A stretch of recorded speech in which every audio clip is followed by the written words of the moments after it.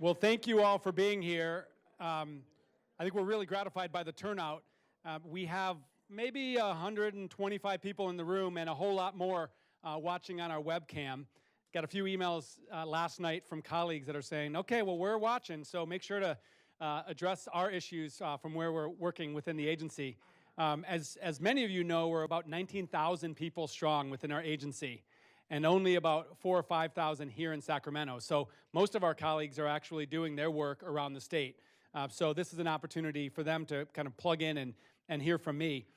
I thought it would be helpful to just do a quick snap poll. And as people come in, there are seats in the middle of the room. Please raise your hand if you have a seat next to you. All right, a lot of people. It's a little bit like class or a place of worship. There are a lot of places in the front. Nobody wants to actually sit in the front. But if you would, raise your hands if you're an employee of within the agency. All right, wow, most of us. Raise your hand if you are work for another part of state government. Okay. Raise your hand if you work in the legislature. Not a whole lot of legislative staff here. Raise your hand if you work for an external organization, whether it's an association or a nonprofit or a company. All right, good. So for the folks that are following us on the webcast, I would say about 80% of us in the room today are employees of our agency, and the other 20% are people we work with in some capacity. So I'm Wade Crowfoot. I have the honor of leading our agency. We're taking part in an installment of our Secretary Speakers series. And we've had now 6 of these events. Raise your hand if you've been to one of the previous events. All right, so maybe 40% of you. The notion with these events is our goal is that they take place on about a monthly to bi-monthly basis, and they ideally bring in folks from the outside that don't work in a department within our agency to come and educate us on topics of shared priority. So on the screen here, you're seeing a really remarkable panel that we had here about 6 weeks ago talking about expanding access of state parks and open spaces to all Californians. And again, each of these speaker series events are webcast and then recorded or archived on our website. So one request I would make of you is if you think there are topics that would be helpful to actually highlight within the speaker series, let us know. Lizzie Norvell, or Lizzie Williamson, raise your hand if you would. Lizzie is our key partner in putting these together. So if you have a good idea for a topic for a future Secretary's speaker series, let us know. So I spent most of the end of the 2019 really having conversations with our departmental directors, our leaders of the various conservancies, the different institutions within our agency, and asking them what their priorities are for the year. And part of that is the management we do in our day-to-day jobs. And the questions I got back were, well, what are your priorities? What do you want to get done, and how do you plan to get this done? So I had a lot of individual conversations, but then it was suggested on our team, well, why don't we actually have a more public conversation about what, as the leader of this agency, I'm trying to get done in my own capacity. So I want to spend about a half an hour really outlining key priorities that I have in my work and we have within the Office of the Secretary, and then turn it over the second half to answer questions or observations and make it a little bit more of a dialogue. So looking forward to doing that. And for those that just came in the room, find an empty seat unless you want to stand up for the next 45 minutes. So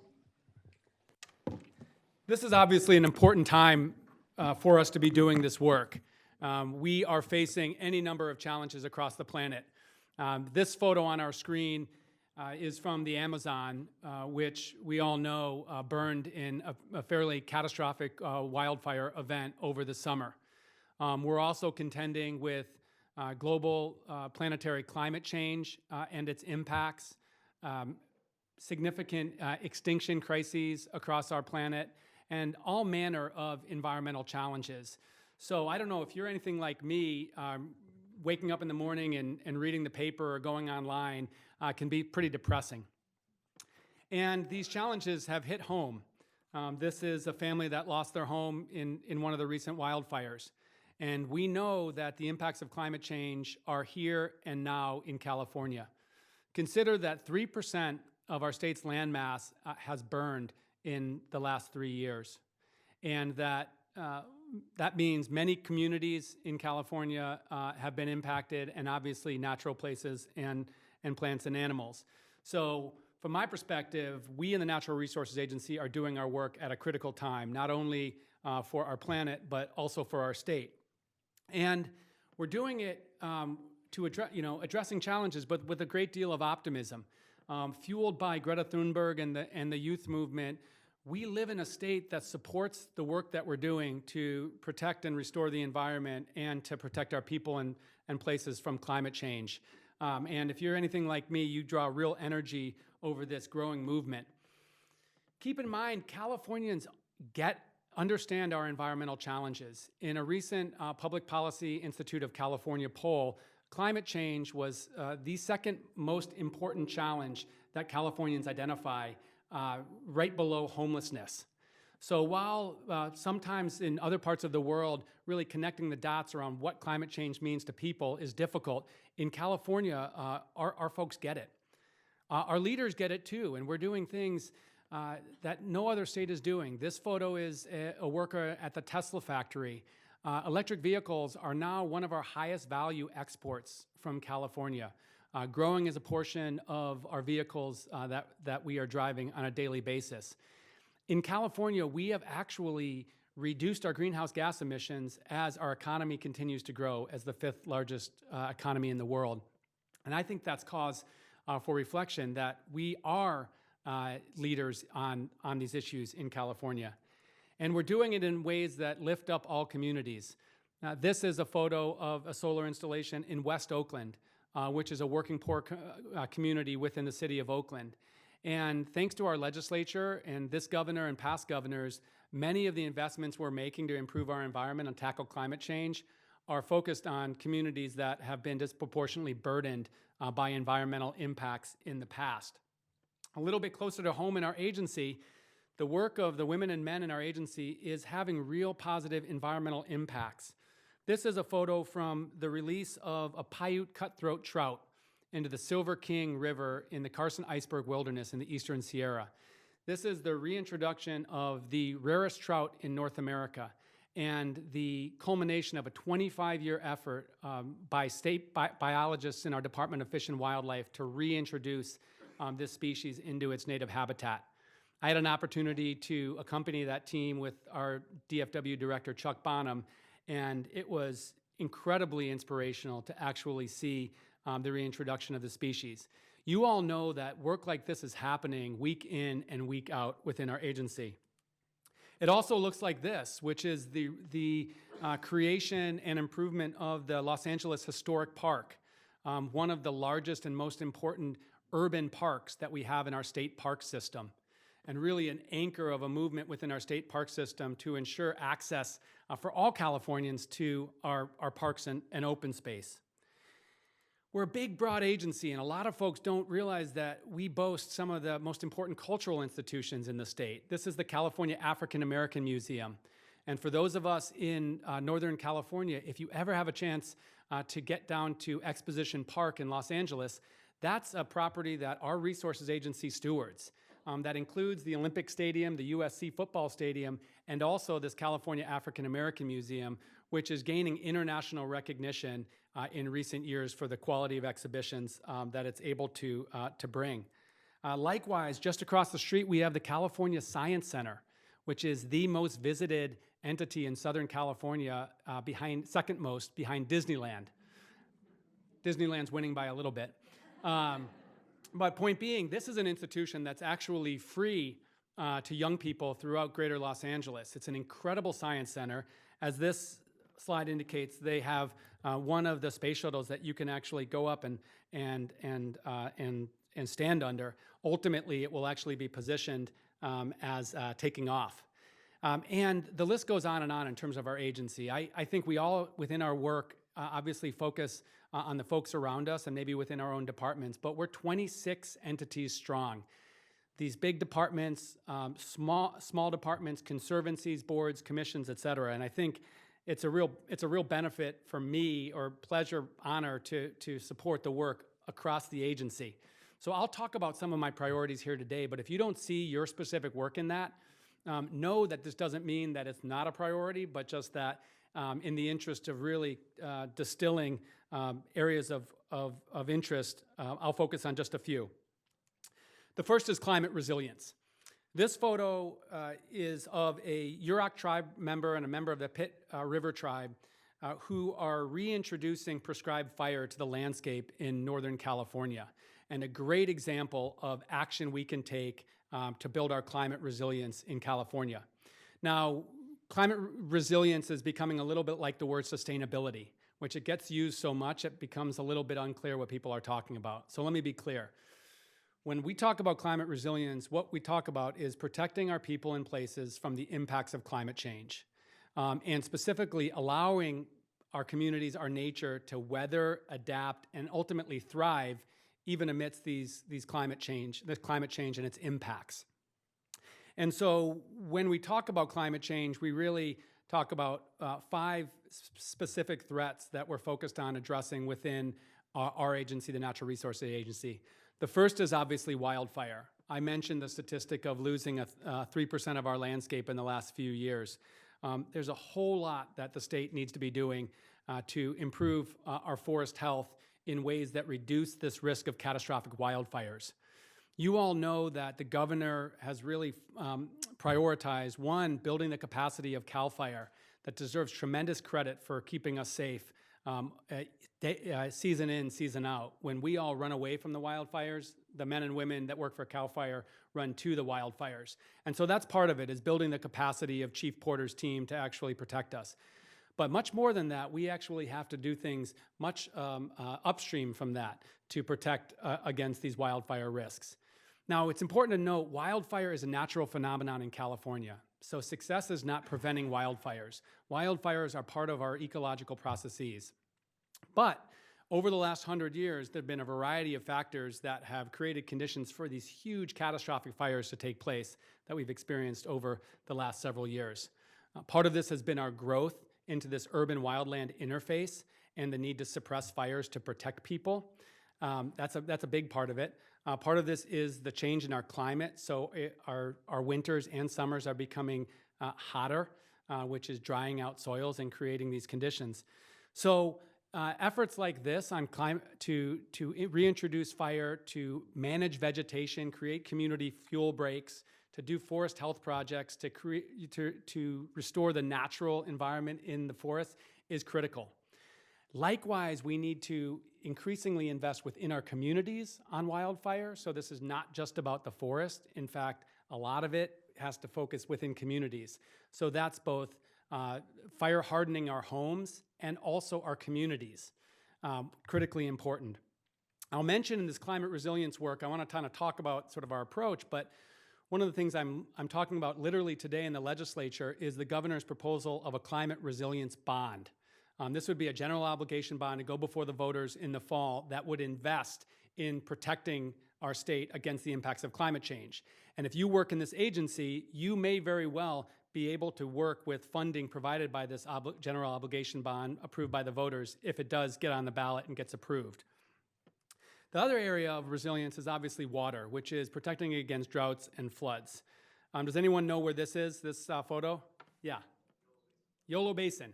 Yep, the Yolo bypass. So when you take the causeway from Sacramento to the Bay Area, you probably know you are going over what is one of the most innovative, largest, multi-benefit flood protection projects in the country. And that is a basin that can actually fill up in peak winter season and actually flood a large portion adjacent to Sacramento. That protects our city, which is frankly the most risk-prone city of its size, or flood risk-prone city of its size in the country, while it pushes a ton of water onto the landscape that recaptures this natural floodplain that existed before European settlement. This is not only a flood safety project, but it's a critical habitat project for both birds. We are home to the largest annual migration on Earth, the Pacific Flyway. So our wetlands that we've lost about 95% of in the Central Valley are critical. Places like the Yolo Basin, the Yolo bypass actually provide that habitat for birds. Also critical habitat for endangered salmon and other fish. So part of what we need to do on climate resilience through the bond and other places is do more projects like these natural infrastructure-based multi-benefit solution projects, and also get more funding across the state to regional priorities to make communities more drought safe and flood safe. The third area of focus is obviously sea level rise. And it's one that I think some of us who work in the Ocean Protection Council or the Coastal Commission or Coastal Conservancy are well aware of. But I think a lot of us are just being educated on what sea level rise will mean to California. And what it means to California is we could lose 75% of our Southern California beaches before 2100 if we don't actually take measures to protect our coasts from the impacts of sea level rise. If you think about Superstorm Sandy on the East Coast, those who live in the Bay Area contend with their own potential risks of such a major storm event and are taking major action. So this is a third area of focus of our climate resilience work. A fourth area is this extreme heat and really combating this urban heat island complex. Now this photo shows workers in Los Angeles actually painting a street white, which seems a little strange until you realize that the ambient temperatures within our cities, particularly our concrete-laden cities, increases significantly because we don't have cool, permeable spaces to keep that temperature down. And so efforts like this or this tree planting are focused on protecting our communities who will be experiencing more and more extreme heat over the next coming years. So one major area of focus and priority is climate resilience. The second is our biodiversity. We obviously have acute threats to many of our plants and animals in California. This is an endangered salmon. And we have to focus on keeping these endangered species alive. But that's not all we can do. So I liken this to healthcare policy. If our healthcare policy only was about running an emergency room and keeping patients alive, it wouldn't be a sound healthcare policy. We always have to keep the patient alive, and we're always going to do what we need to recover these imperiled species. But we have to do a lot more to create conditions that allow plants and animals in California to thrive. What's not known, maybe some of you know this or a lot of you know this, but the average Californian doesn't realize how diverse our natural richness is in California. We know and we celebrate our cultural diversity in California, but we have tremendous biodiversity. We have easily the most biodiverse collection of plants in the country, and we have incredible biodiversity of our mammals as well. Who wants to try to answer what animal this is? Fisher. So this is a little furry mammal that lives in the forest in Northern California that's under siege as a result of a lot of environmental impacts, including rodenticides that are used in illegal cannabis grows. And so we need to keep animals like this off the endangered species list by taking more proactive strategies or engage in more proactive strategies on that front. Part of this within our strategy is going to be ensuring that there are places that are protected, landscape level habitat protection to enable our biodiversity to thrive. But it's also about using our working landscapes to enable biodiversity to thrive. So you all probably know that pollinators, your bees, have experienced major collapse in North America in recent years. And we're working closely with our Department of Food and Agriculture around what are farming practices and how can we incentivize farming practices to bring back pollinator species. It's also through solutions like this overcrossing that will bridge Highway 101 in Los Angeles, connecting two highly threatened subspecies of mountain lions who are suffering because of a limited genetic pool from actually connecting into a larger habitat and a larger genetic pool. This is a project which will ultimately run in the tens of millions of dollars, which demonstrates the state's commitment to maintain our biodiversity even as we grow as a state. And I'm told that our mountain lion population in Los Angeles is actually the instance of the largest concentration of people living next to an apex predator in the world. Another area is Mumbai with the tiger population in India. But if we can demonstrate that we can actually help these mountain lion populations thrive in one of the biggest metropolitan areas in the world, then we are living our values in California, not only advancing our state and our communities, but protecting our nature. So number 1, climate resilience. Number 2, biodiversity. Number 3 is access. I think we probably all consider ourselves tremendously lucky to live in a place as beautiful as California, with as many opportunities to actually experience nature.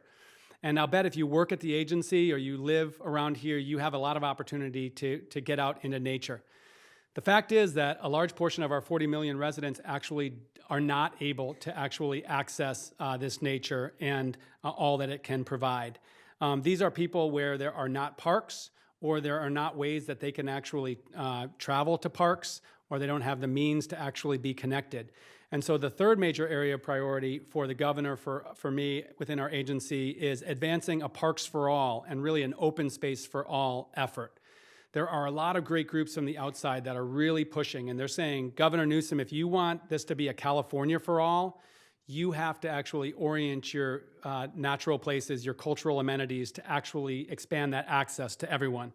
And so what does that look like? It looks like kids from urban San Diego County surfing for the first time. I took this photo off a group called Outdoor Outreach that actually gets kids into the water in San Diego, in some cases that live in San Diego County but have never been able to visit the beach. If we're successful in our agency, there'll be a lot more photos like this in coming years. It's also photos like this where we're lifting up places of cultural relevance to all of our residents in California. This is the historic home of Colonel Allensworth. Colonel Allensworth was a leader in the African American community in the Central Valley who in 1908 founded a community of African Americans run entirely by African Americans and self-sufficient to address systemic racism at that time. It is a state parks facility, but it's been underinvested over time. So there's one example of the commitment that we're working to generate is within the governor's proposal, a major investment into Colonel Allensworth State Park in the Central Valley. But access just isn't about the state parks. It's also about other aspects of our agency. This is a CAL FIRE employee educating young Corps members in our California Conservation Corps. If any of you know a young person, I think between the ages of like 18 and 25, that wants to be involved in conservation as a career, steer them to the California Conservation Corps.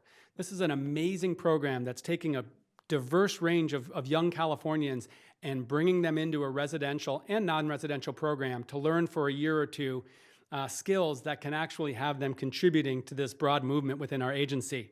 And my assumption is that these Corps members are actually being employed in the context of this photo on behalf of CAL FIRE.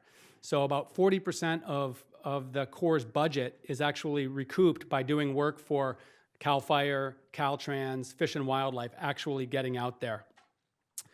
The fourth area of priority is what I have been calling cutting green tape. And it's not readily apparent what that means. So let me take a moment to describe that. We do so much good work within this agency, whether it's restoring habitat or building park trails like the one you see here. Given climate change, given these threats on biodiversity, we have to enable these projects to happen more quickly and more cost effectively. And in my first months within this job, I heard from organizations that came from the outside, and they said, do you realize that a third of the budget for this environmental restoration project is being spent on planning and permitting within your agency? And it takes literally years to get these projects done. Now, that's not because there's any failure of people within our agency. The challenge is we've just built these systems that have calcified over time that are not delivering environmentally beneficial projects as quickly or cost effectively as they could. Consider this. Permitting a habitat restoration project, let's say a floodplain expansion, undertakes the same process as permitting a strip mall in a greenfield.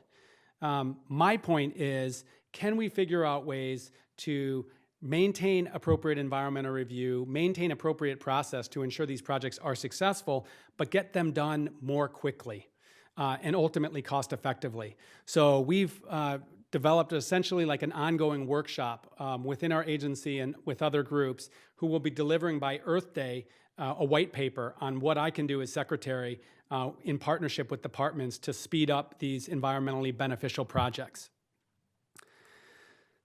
Another last area I want to highlight as a way of priority is to lift up science. Now, this is a little bit of a strange picture, but who can guess what these fisheries or what these DFW biologists are looking for? Nutria. So nutria is an invasive rodent from South America that has the potential to wreak havoc on our Bay Delta ecosystem and our water infrastructure. And this is a great example of our biologists within our agency understanding this threat and working to get ahead of this threat. And there's actually essentially like a nutria task force within the Department of Fish and Wildlife that's actually focused on eradicating nutria before it takes hold and interrupts the ecosystem as much as we worry that it could. Next year, we are moving to a new building. Raise your hand if you're excited about that. Some of you. Raise your hand if you're a little bit ambivalent about that. All right, less of you. Kitty corner to this building is obviously the site of the new Resources Agency building. Our former Secretary, John Laird, and Department of General Services really deserve the credit for bringing this building to fruition. We're really excited about this move. You'll hear over the next year, we're going to really use it as an opportunity to modernize some of our processes. So, for example, reducing our use of paper, single-use plastics, et cetera, really living on a week-to-week basis the values that our agency should espouse. But let's also use it as an opportunity to kind of reinvigorate the work that we do. Two more announcements that will, or two other points I'd make as we move to this building. For the first time, our Office of the Secretary will have an Assistant Secretary of Tribal Affairs. We're really excited to continue to learn from tribal communities in California and really partner on the co-management of our resources. Consider this. California tribes have been stewarding our lands from time immemorial. And many of the challenges that we face were really ones that have been developed over the last 150 years. And if you hearken back to that photo that I showed you of the tribal members doing prescribed fire, believe it or not, that cultural practice, which was in place for approximately 13,000 years, was outlawed for several decades by this agency because our agency, our forebears, thought we knew better than this cultural practice that existed for a long time. We're shifting that on its head. You know that Governor Newsom issued a formal apology on behalf of the state of California for essentially decades of official mistreatment and, in fact, genocide, state-sponsored genocide of our tribes dating back 100, 150 years ago. That's changing, and part of what we want to do at the agency is really elevate our partnership with tribes to really understand how we can work together to steward our resources and, frankly, learn from the practices that they've developed over a long period of time. The second position we're creating is an Assistant Secretary for Environmental Justice. So we have done good work across this agency in ensuring that the policies, the investments that we're making benefit the most disadvantaged communities in California and communities that are overburdened by environmental pollution, negative impacts. But we haven't done enough. Our sister agency, California Environmental Protection Agency, has had a working environmental justice program in place for over 10 years to really focus on how the work of that agency can really incorporate all communities and ensure that our impacts are positive across the board. And that's what we want to do with this assistant secretary.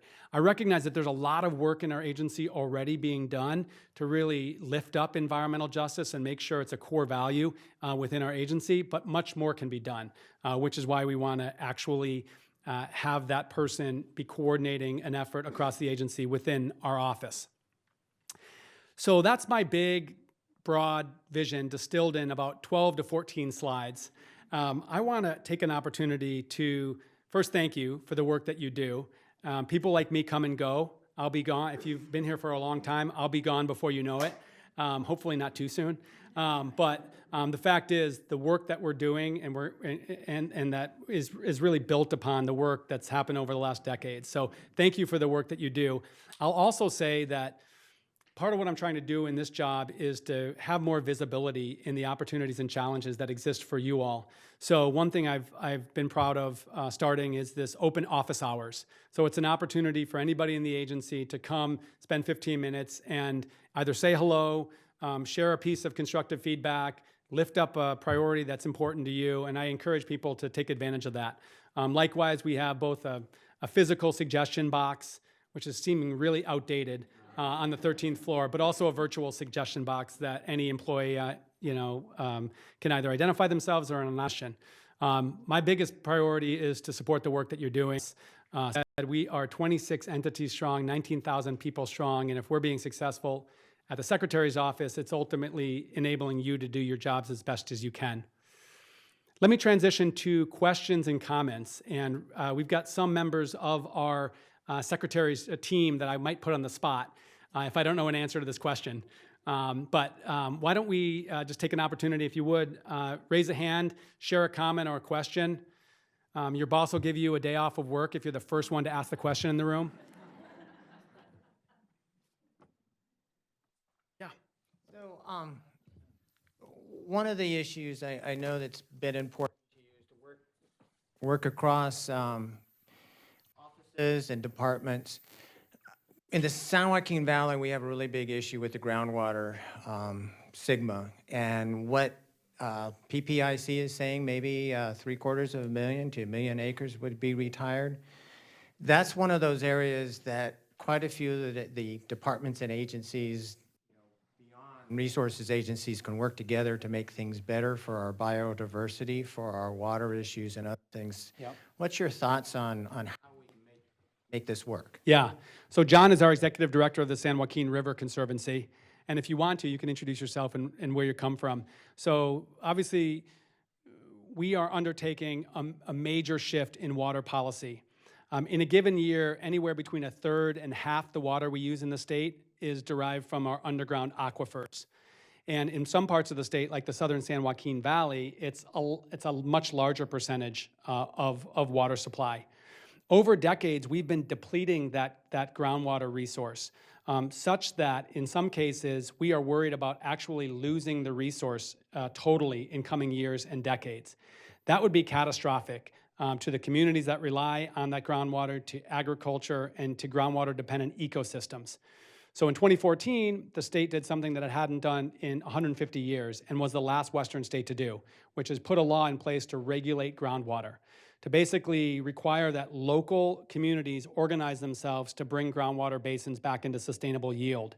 And so fast forward 5 years, just last month, the plans for each of those depleted groundwater basins to come into balance was due to the Department of Water Resources. It's an interesting approach because the idea is not Sacramento is going to tell you how to manage your basin. It's locals are going to develop these plans to manage their basins. And then if they can't, then they'll get help from the state.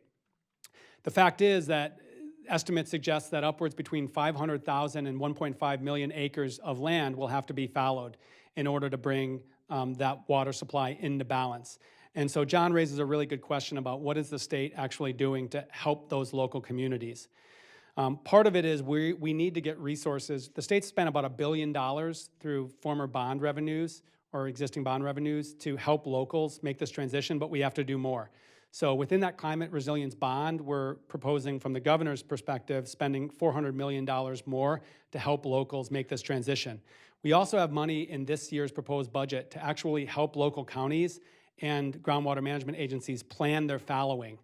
So you can imagine if organized, fallowing can take place to minimize environmental impact, maybe create an ancillary revenue stream that's not necessarily farming for the folks that end up fallowing, and then even creating some other benefits like biodiversity, so-called ecosystem services.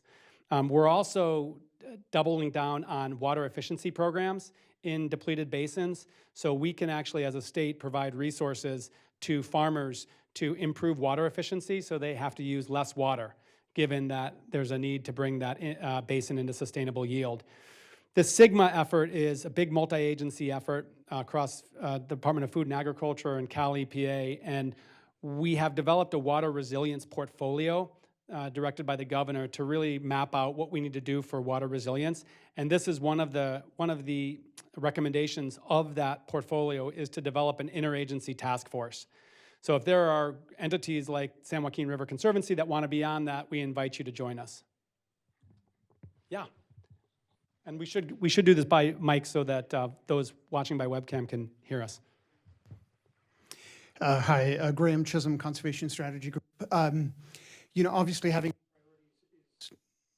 is great. One of the questions is, do you have goals around these priorities, and how do you intend to measure progress so you and others know if you're succeeding?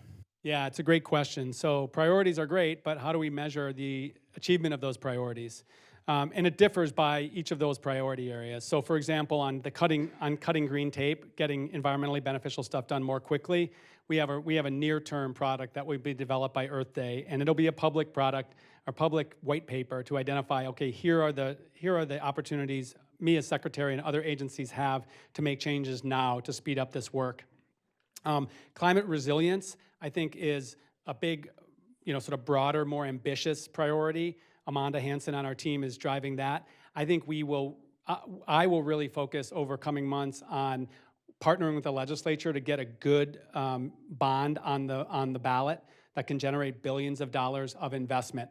As you and others know, many of our resources that we have in our agency are actually generated by these bonds, so it's critically important that we continue to bring in this resource from these bonds. So I'll measure that. I think ultimately, though, with Amanda's help, we're going to be developing more specific metrics to really measure climate resilience. Biodiversity is in progress. The Governor Brown's administration at the tail end of his term issued a biodiversity executive order and a biodiversity roadmap. We're working with external partners, like I see Dan Glusenkamp from the Native Plant Society, the University of California, to essentially re-energize, create an updated roadmap on biodiversity. We're already taking on some priorities within that. So for example, making environmental mitigation more effective to actually maintain biodiversity. But what we owe our community is a specific plan, and we're going to come forward with that in the next several months. And then lastly, on access, big down payment on our priority was made with the governor's proposed budget in January, where State Parks is proposing $65 million of new general fund focused on improving access of Californians to parks, including what would be the first acquisition of a state park in a very long time. But that's only the down payment. Much like biodiversity, we owe our stakeholders more of a concrete plan about, in coming years, how are we going to actually achieve this access. I would say, too, this is a little bit open source, so if you have good ideas around these priorities and achieving these priorities, or identify pitfalls to avoid, please come talk to us. From our perspective, these are big, audacious goals. The Natural Resources Agency is not going to achieve them. We can do our part, but we have to work with external groups to actually get this done. Yeah. Hi, Jennifer Savage, Surfrider Foundation. This might be a bit of a dangerous question, so hopefully not. But first of all, these different priorities that you've outlined, Surfrider clearly very on board and in agreement with. But in the work that we do, what we have observed is a sort of historical lack of coordination and cooperation at times between state agencies. And without that, these are such big, audacious goals, good ones. But how do you plan to sort of transform the working relationships between the agencies to be more effective? Yeah, it's a really good question. I think probably we all experience these silos in our work, whether we're in state government or not. In state government, we're an organization of 220,000 people. So there is good reason that we are split into agencies with specific tasks. We have our own statutory authorities. But that has created a challenge, which you point out, which are these deep silos where there isn't enough coordination and there isn't enough collaboration across our agencies. And that's a big challenge. If you think about climate resilience, we will not strengthen California's climate resilience, protecting our people and nature against climate change, unless we work across agencies. Governor Newsom, to his credit, sat us down really the first week, our secretaries, and he basically said, look, very few people outside of Sacramento even know the differences between your agencies. You may feel very important in your own agency, but not that many people care. And so his point was like, we're either getting this done or not. So good example of where we are improving as a state government is on water resilience. So he directed us through executive order. He said, I want a roadmap to improve our drought preparation, our flood preparation. What can we do in the next 3 years to put us in a good position in coming decades? But you all have to work together. So Cal EPA and the Water Board, Resources, and Department of Water Resources, Fish and Wildlife, Department of Food and Agriculture, and you all have to come up with this together. And it was a process. I mean, we all like each other, but we all have our own priorities. But we had to hash it out. And so then what we brought back to the governor's office for consideration was this sort of integrated, holistic approach. We're also challenging ourselves in the climate resilience bond, and specifically in so-called trailer bill language that specifies how we would implement the bond, to actually develop resilience principles through the Strategic Growth Council, which is a body that a lot of secretaries sit on, and it's a public body. So the notion is, rather than just do a bunch of resilience programs that may work, may not, may be connected, may not, we're gonna start, at least this is our proposal, with establishing essentially the shape of the programs through this public process at the Strategic Growth Council. Ultimately, it would go back to the legislature for consideration and approval of these programs. So I would say we recognize the problem of that lack of coordination just institutionally. I think it's no one's fault. There's just a lot of institutional baggage there, and we're working to overcome it. I would say, whether it's Surfrider, in your work on oceans and coasts or other organizations, if you see an area where we're just not coordinating well within our agency or across agency, let us know. A lot of times you sort of lose sight of the forest for the trees in these jobs, and it's that external perspective that helps you understand when that's not happening. Yeah.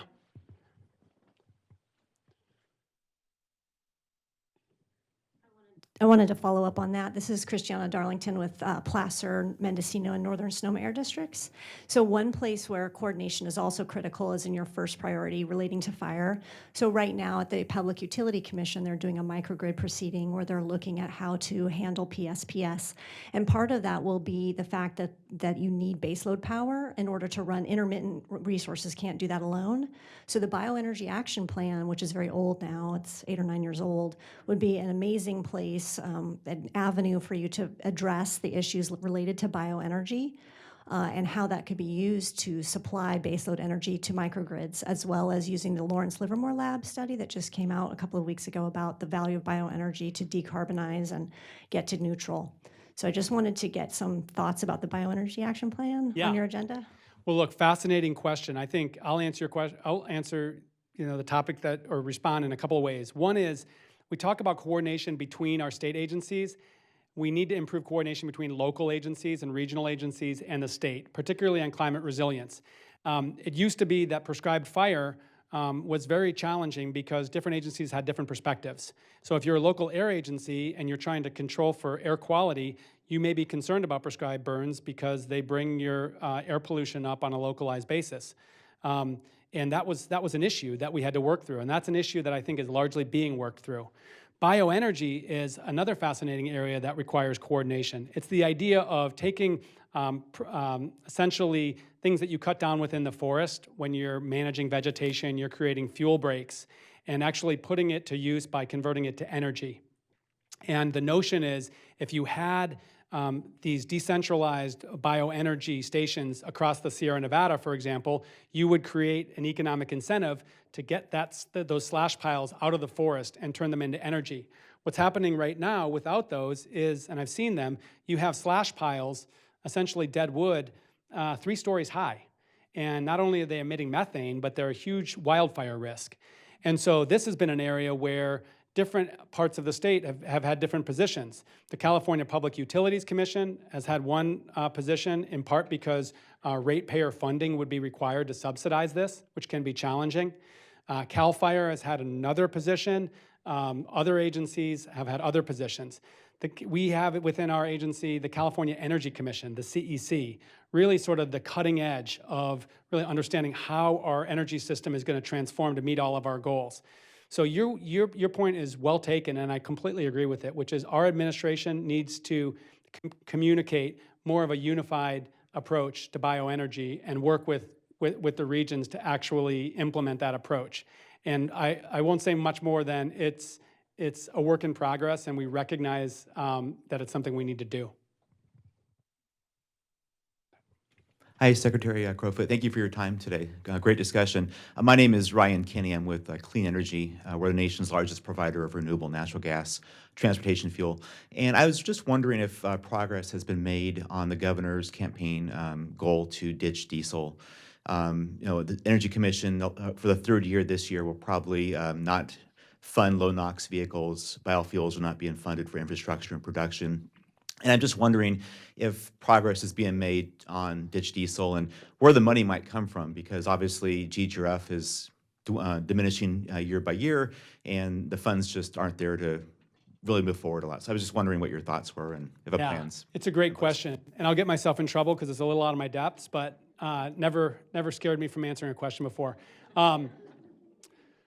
So we have this big challenge in California with localized air pollution, which is, despite the fact that we have some of the strongest air quality laws in the country, we also have some of the worst air quality in the country.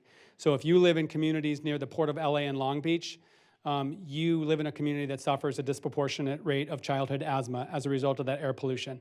If you live in parts of the San Joaquin Valley, same thing. Diesel emissions or diesel pollution is a major source of that. And so the governor and others have been focused on trying to reduce the amount of vehicles using these conventional diesel technologies. One area of opportunity is natural gas and large vehicles that can be fueled by natural gas. That in itself is another, sort of brings us to another conversation, which is what is the role of liquid gas into our future? We in the state have established a state policy of achieving carbon neutrality by the middle of the century, meaning essentially those emissions that are being reduced are essentially going to zero out. And if you follow, climate scientists, it's that level of ambition we need to achieve later in the century to actually avert catastrophic climate change. And so the open question is, what role does natural gas play in that? If you converted all of the vehicles using conventional diesel technology right now to natural gas, there would be huge air quality improvements. But then what does that look like in 2040 when there is still a smaller emission footprint within that natural gas as you're trying to get to zero? So the short of it is, I think you have, this is not a punt because I don't know exactly, how I'd answer your question unequivocally, but I think the Energy Commission has been thinking a lot about this, which is what does that transition look like? And what's the role that natural gas plays in that transition? And I think we're very open to having the conversation around it playing a role in the transition. Yeah. Hello, my name is Mariah Looney. I'm a resident of Lodi. The new Trump biological opinions and long-term operations of the State Water Project will allow for 370,000 additional acre-feet of water to be exported. And the fourth climate change assessment for California reveals that droughts will be longer. So my question is, where's the analysis for the voluntary agreements examining what the water quality impacts will be for Delta environmental justice communities, particularly Stockton, and especially in regards to harmful algal blooms? That is the definition of a tough question, but I'll try to answer it. And I won't go. I'll go a little bit in the weeds, but hopefully keep it at a place we can all follow the conversation. So we have these declining salmon populations in the state, and many of them are endangered, and they face multiple threats. One of those threats is the way that our water gets exported from the Delta. We use very large pumps to export a portion of water that flows into the San Joaquin and Sacramento and through the Delta. And that water has essentially helped make California into what it is today, a state of 40 million people, fifth largest economy in the world. The challenge is that the Delta is also a biodiversity hotspot, and a lot of the endangered species that we have, fish endangered species, rely on the Bay Delta. the salmon migrate through. Then we have other fish like the Delta smelt that live their whole life in the Delta. We have rules that govern the pumping that I just mentioned to protect endangered species, and they're called federal biological opinions. President Trump is coming to California tomorrow to talk about California water in the Central Valley, and he will likely raise this question of an effort by federal agencies to update these rules. Many contend that they are insufficient, these new rules proposed by the Trump administration to protect these endangered fish. We agree, we have agreed. We've made clear in the fall that we don't believe that the federal rules are sufficient to protect these endangered species. So that is, I want to sort of park that. That is this question of protecting endangered species through the pumps. There's much broader threats to the health of these fisheries, and that is the water that flows through these rivers into the Delta and the habitat that they have to actually live their lives. And in both cases, we need more flows and more habitat. And that is, to me, the real holistic solution to bring back these species. There's at least two ways to do that. The Water Board, which is in our sister agency, Cal EPA, could regulate and require a certain amount of unimpaired flows into those rivers. And they need to do something because there's a state law that requires the protection of the health of these waterways. I think the opportunity there is that the state board has the regulatory authority to do this. The challenge is that it will take a very long time to actually proceed through this regulatory process, adjudicate water rights, and address litigation to improve those water flows. We're talking between 7 and 20 years. So if you're talking about a salmon species that needs help now, the challenge with the regulatory process, and I think everybody, regardless of where they fit on whether they support that, thinks it's going to take a very long time. We've been pursuing within the Newsom administration an alternative pathway, which are called voluntary agreements. And they're not voluntary in the sense that somebody can either choose not to participate or not. They're going to be legally enforceable. But the idea is, instead of that regulatory pathway, we bring all the water users together, and the state agencies and the federal agencies and environmental conservation groups that want to participate, and say, okay, what do we need to actually recover these species by way of flow and habitat? That regulatory process, the Water Board can only regulate flow. So the benefit of these voluntary agreements is that we think they will increase the flows, but also increase habitat. So a couple weeks ago, we identified a framework for these voluntary agreements.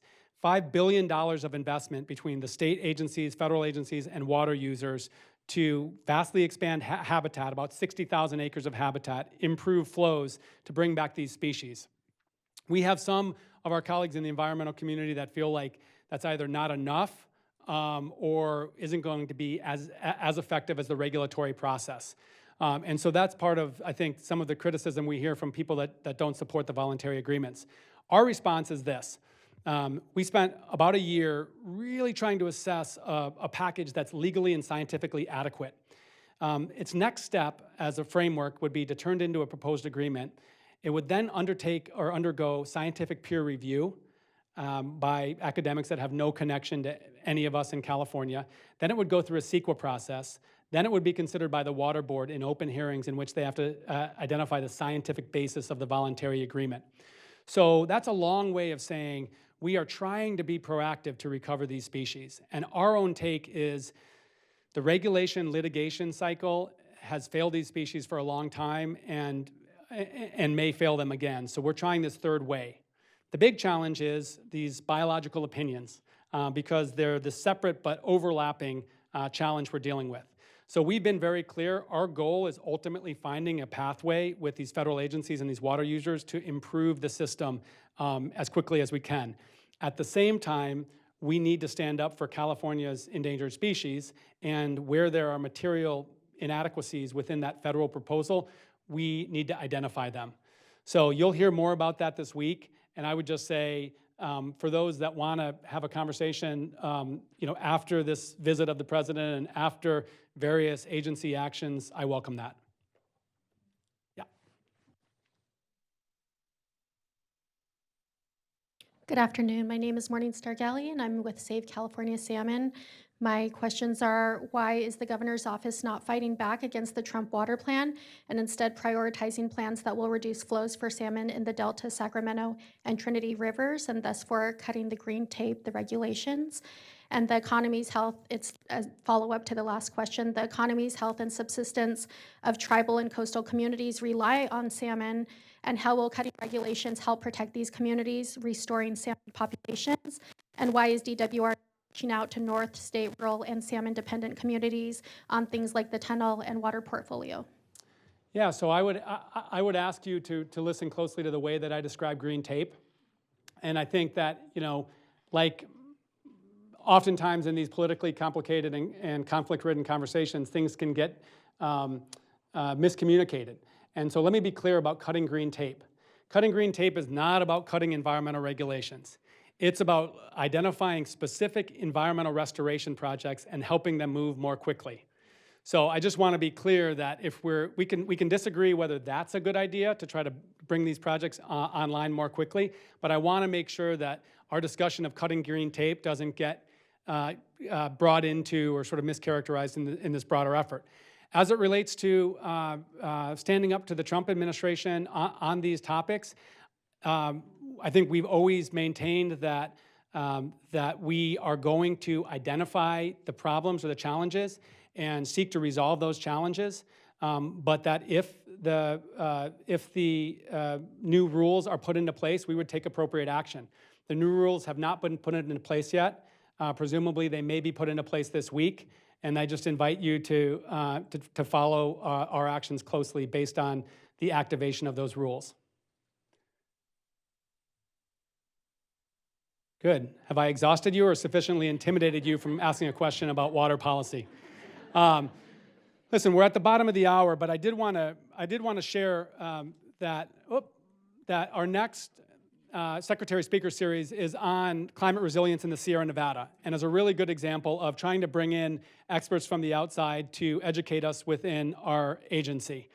If you have any suggestions around ways that we can do more of this, if this is something that's exciting to you, kind of getting out of your box and having this conversation, let us know.